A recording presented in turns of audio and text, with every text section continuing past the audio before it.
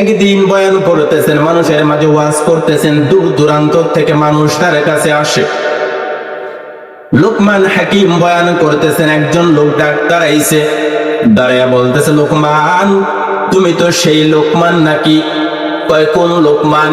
কয় আমি তোমার সাথে এক জায়গায় ছাগল চড়াইতাম, তুমি ছিলে রাখাল, আমিও ছিলাম রাখাল, তুমিও ছিলাম মূর্খ, আমিও ছিলাম মূর্খ, তুমিও ছিলে গরিব, আমিও ছিলাম গরিব, তোমার কোনো সম্মান ছিল না, আমারও কোনো সম্মান ছিল না। লোকমান হাকিম কয়, ও ভাই তুমি ঠিক বলেছ, আমি ওই লোকমানটাই, অন্য কোন লোকমান না, আমি ওই লোকমান। ওই কেমনে কি ঘটনা কি? আজকে তুমি রাখাল থেকে এত বড় জ্ঞানী কেমনে হইলা?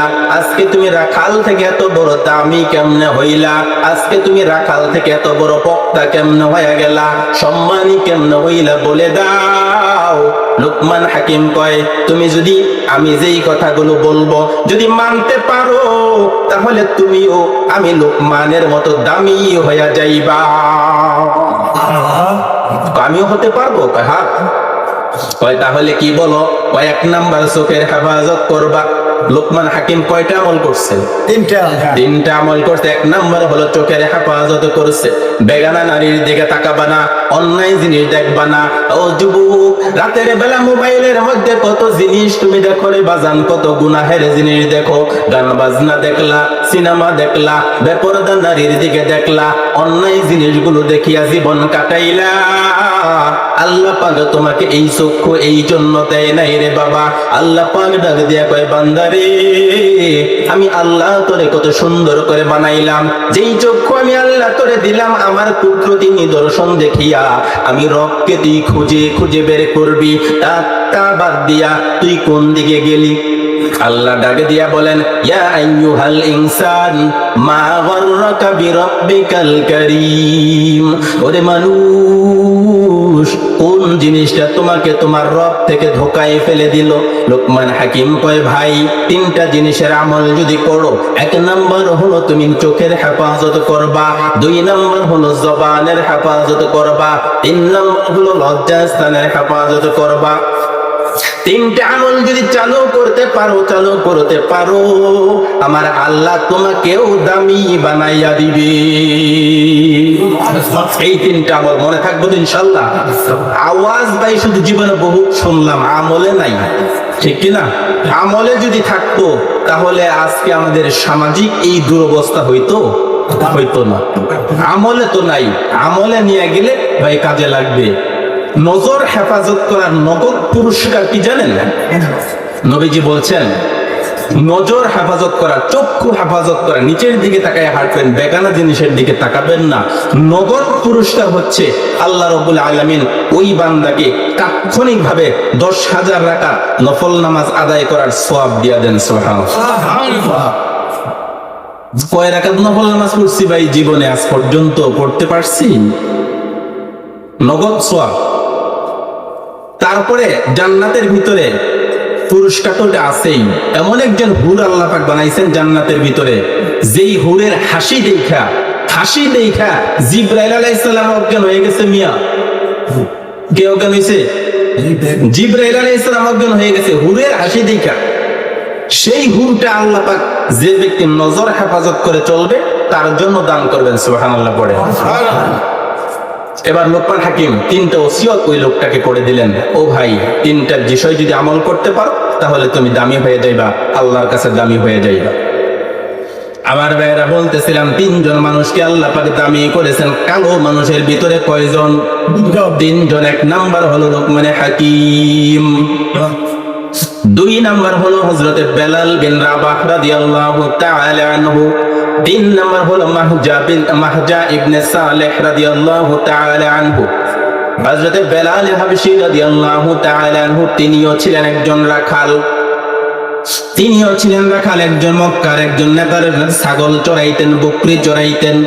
ছাগল চড়াইতে একদিন তিনি হেরা গুহার পাশে গেলেন। কেমনে তিনি আলোর সন্ধান পাইলেন, ইসলামের সন্ধান পাইলেন? ছাগল চড়াইতে যাইয়া হেরা গুহার পাশে তিনি গেলেন। সেখানে যাইয়া তিনি দেখলেন রাহমাতুল লিল আলামিন নবী আবু বকর সিদ্দিকের সাথে বসে কথা বলতেছেন। সুবহানাল্লাহ পড়ুন। রহমতের নবী আবু বকরের সাথে বসে বসে কথা বলতেছেন। এবার বেলাল যাইয়া ডাক দিছে, ও নবীজি, আপনি কিসের দাওয়াত দেন, আমাকে একটু শুনাইয়া দেন। নবীজি তাকে কালেমার দাওয়াত দিলেন, ইসলামের দাওয়াত দিলেন। নবীজি তাকে বলতেছেন, বেলাল রে, আপনার এই বকরির মধ্যে কোনো বকরি আছে না একটু দুধ পান করার মতো? বেলাল একটা বকরি এনে দিল। আনার পরে নবীজি থেকে দোহন করলে, দুধ পান করলেন, তিনি খাইলেন। আবু বকরকে দিলেন, বেলালকে দিলেন। বেলাল দুধ পান করাইয়া বাড়িতে চলে গেল। রাতের বেলা দেখা যায় ওই বকরির ভিতরে দুধের পরিমাণ বেশি হয়ে গেল। সুবহানাল্লাহ পড়ে। অন্যান্য দিনে যেই পরিমাণ দুধ হয় ওই দিন তার চাইতে বেশি হয়ে গেল। দুধের কারণে ছাগলটা ছটফট করতেছে। বেলালের মালিক ডাক দিয়ে কয়, বেলাল, কোন জায়গায় তুমি আজকে ছাগল নিয়ে গেছো? কয়, হুজুর, আমি তো হেরা পাহাড়ের পাশে ছাগল চড়াইছি। কয়, ঠিক আছে, চড়াবা, সমস্যা নাই। পরের দিন আবার গেছে, তারপরের দিন আবার গেছে। যাওয়ার পরে নবীজির কাছে শুনিয়া ইসলামের বাণী শোনার পরে বলতেছে, ওগো নবীজি, আমাকে কালেমা পড়ে মুসলমান বানাইয়া দে। বেলাল কালেমা পড়ে মুসলমান হয়ে গেল। এরপরে ছাগল ওইখানে চড়ায়। 3 দিন চড়ানোর পরে একদিন আবু জাহিল্লা, নাম শুনছেন না? আবু জাহিল্লা গেছে এই বেলালের মালিক তার বাড়িতে, যে বলতেছে, ও শুনছো খবর কি, তোমার এই গোলাম কই যায় ছাগল চড়াইতে? কই, কেন, তো পিয়া হেরা গুহার পাশে যায়। কয়, না, ওইখানে যাইতে দিও না। ঘটনা প্যাঁচ লেগে গেছে। কয়, কি প্যাঁচ লাগছে? কয়, তোমার বেলাল তো বেদ্দিন হয়ে গেছে। বলেন নাউজুবিল্লাহ। এবার বেলালের মালিক ডাক দেয়া কয়, বেলাল, এদিকে আসো। কয়, কি? কয়, কালকে থেকে তুমি হেরা গুহায় যাইবা না, ওখানে তোমার ছাগল চড়ানো বন্ধ। ছাগল চড়ানো বন্ধ হয়ে গেল, নবীজির সাথে যোগাযোগ বন্ধ, সাক্ষাৎ বন্ধ। কিন্তু বেলালের মন তো মানে না, বেলালের মন মানে না। চুপি চুপি রাতের বেলা বেলাল নবীজির সাথে সাক্ষাৎ করার জন্য যায়। আবু জাহেল্লা তখন একদিন দেখে ফেলছে। দেখিয়া আবার যায় বেলালের মালিককে বলতেছে, ওরে বেলালের মালিক, তুমি তো তোমার গোলামের খবর রাখনি। বেলাল তো এখনো ওই মুহাম্মদের কাছে যায়। এরকম আবু জাহেল্লা মার্কা লোক আছে না সমাজে? আছে না ভাই? এবার ওই আবু জাহেল্লা ডাক দিয়ে বলে, বেলালের মালিক, তোমার বেলাল তো ওই মুহাম্মদের কাছে যায়, ভালো মানুষটা। তোমার গোলাম তো ভালো মানুষ ছিল, মুহাম্মদের কাছে যাইয়া 5 দিন হয়ে গেল। তুমি তাকে ফিরাও। এবার বেলালের মালিক ডাক দিয়ে কয়, ও আবু জেহেল বস, আপনি আছেন, আপনার সাথে আছে উমাইয়া বিন খালফ, আপনারা 2 জন আছেন। আমার এই গোলামকে আমি আপনাদের হাতে ছেড়ে দিলাম, আপনারা যা মনে চাই তাই করে দেন, আমি তাকে ছেড়ে দিলাম। বেলালের মালিক তাদেরকে তার ওই আবু জাহেল্লার হাতে, উমাইয়া ইবনে খালফের হাতে বেলাল রাদিয়াল্লাহু তাআলা আনহুকে যখন ছেড়ে দিল, আবু জেহেল আর উমাইয়া ইবনে খালফ বেলালকে নিয়ে আইসা মক্কার যুবকদের হাতে ছেড়ে দেয়। ওরে যুবক, এই বেলাল হলো কৃতদাস, একে ছেড়ে দিলাম, তোরা যেমনে পার বেলালকে পিটানি শুরু কর, যেমনে পার বেলালকে মারি শুরু কর, যেমনে তোমরা পারো বেলালকে কালেমা থেকে ফিরাইয়া আবার মূর্তির দিকে নিয়ে আসো, মূর্তি পূজার দিকে নিয়ে আসো। বেলালের উপরে অত্যাচার শুরু হয়ে গেল। কালো একজন মানুষ, এমন একজন কালো কুচকুচে মানুষ, বেলালের উপরে অত্যাচার শুরু হয়ে গেল। বাজান, ওই বেলালের উপরে অত্যাচার করতে করতে নির্মম ভাবে যখন অত্যাচার করে, বেলাল আহাদ আহাদ ছাড়ে না, লা ইলাহা ইল্লাল্লাহ ছাড়ে না, ইল্লাল্লাহ ছাড়ে না। বেলালের সাথে আরো কয়েকজন মানুষ ছিল। ওই মানুষগুলো অত্যাচারে যখন অতিষ্ঠ হয়ে গেল, ইমানটা ঠিক রেখে মুখের উপরে কাফেরদের কথা মেনে নিত, কিন্তু একমাত্র ব্যতিক্রম ছিলেন হযরতে বেলাল হাবশী রাদিয়াল্লাহু তাআলা আনহু। তিনি বলেন, আমাকে যত অত্যাচার করো, আমার জবান থেকে আল্লাহর নাম কেড়ে নিতে পারবে না। একদিন দুপুরের বেলা প্রচন্ড রোদের মধ্যে হযরতে বেলালকে নিয়ে গেল উমাইয়া ইবনে খালফ। গরুর একটা চামড়া তার গায়ে লাগাইছে। ওরে বাজান, গরুর চামড়া তার গায়ের মধ্যে লাগাইয়া লোহার একটা বর্ম তার উপর দিয়া পরাইয়া মরুর ভূমির মধ্যে নিয়া প্রচন্ড গরমের মধ্যে নিয়ে রাখলো। হযরতে বেলাল বলেন, আস্তে আস্তে রোদের তাপের কারণে ওই লোহার বড় মোটা বড় গরম হয়ে গেল, ভিতরে গরুর চামড়া থাকার কারণে আমি ভিতরে মনে হয় সিদ্ধ হয়ে গেলাম। এত অত্যাচার, এত অত্যাচার। হঠাৎ করে আমার মনে হলো আমি বেলাল ইন্তেকাল করব, দুনিয়া থেকে আমি বিদায় নিয়ে চলে যাব। ডাক দিয়েছে, মালিক আমি বেলালকে নিয়ে যাও, নিয়ে যাও, কিন্তু আমার জবান থেকে লা ইলাহা ইল্লাল্লাহ কেড়ে নিও না। হযরতে বেলাল রাদিয়াল্লাহু তাআলা আনহু এত কষ্ট করে ইসলামটাকে ধরে রাখছেন, আল্লাহর মহব্বত ধরে রাখছেন, যার বিনিময়ে আল্লাহ রাব্বুল আলামিন বেলালের মতো একজন কালো সাহাবীর মর্যাদা এত বাড়াইছেন, এত বাড়াইছেন। মেরাজের রাতে মায়ার নবীজি যখন জান্নাতের ভিতরে গেলেন, হযরতে বেলালের পায়ের আওয়াজ নবীজির আগে আগে পাওয়া যায়। সুবহানাল্লাহ। এত মর্যাদা আল্লাহ পাক বেলালকে দিয়েছেন। পৃথিবীর 3 জন মানুষের মধ্যে কালো মানুষ দ্বিতীয় নম্বর কালো, যারা আল্লাহর কাছে সম্মানী হয়েছে, তার মধ্যে দ্বিতীয় জন হচ্ছেন হযরতে বেলাল হাবশী রাদিয়াল্লাহু তাআলা। এবার আল্লাহ রাব্বুল আলামিন বেলালকে আল্লাহ পাক কত সম্মান দিলেন, কত সম্মান দিলেন।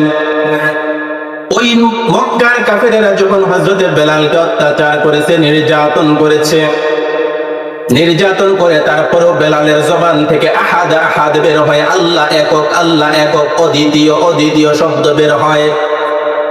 নিষ্ঠুর কাফেরের দল বেলাল রাদিয়াল্লাহু তাআলা আনহুর জবানের মধ্যে, জিহ্বার মধ্যে পেরেক লাগাইছে।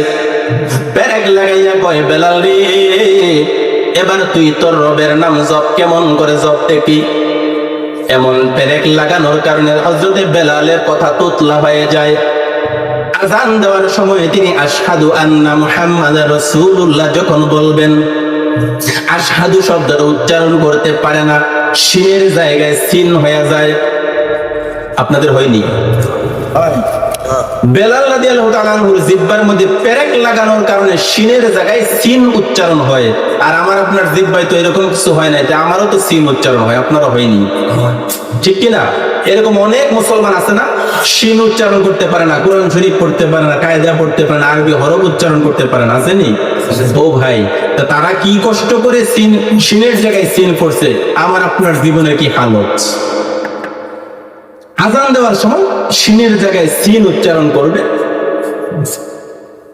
সিনের জায়গায় সিন উচ্চারণ করার কারণে সাহাবীরা বলতেছেন, ইয়া রাসূলুল্লাহ, বেলালের আযানটা শুদ্ধ হয় না, তো তাকে মুয়াজ্জিনি পাল্টাইয়া আরেকজনকে দেওয়া দেন, আরেকজনকে দিয়া দেন।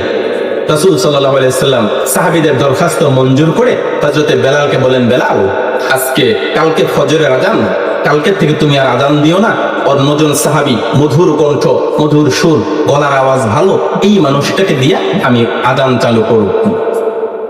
হযরতে বেলাল রাদিয়াল্লাহু তাআলা আনহু ইশারায় নামাজের পর সমস্ত মানুষ যখন চলে গেল, হযরতে বেলাল মসজিদে নববী ছাড়ে না, মসজিদে নববী ছাড়ে না।